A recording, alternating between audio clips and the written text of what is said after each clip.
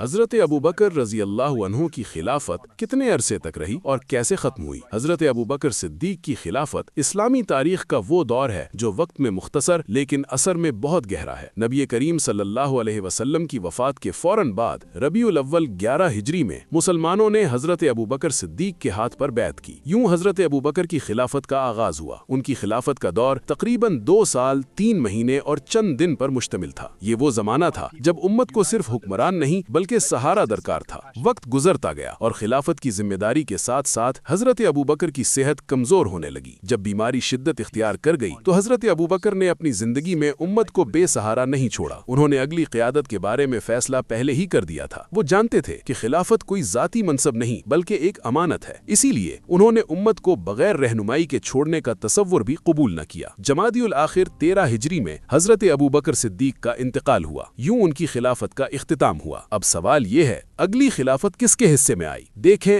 اگلے ایپیسوڈ میں۔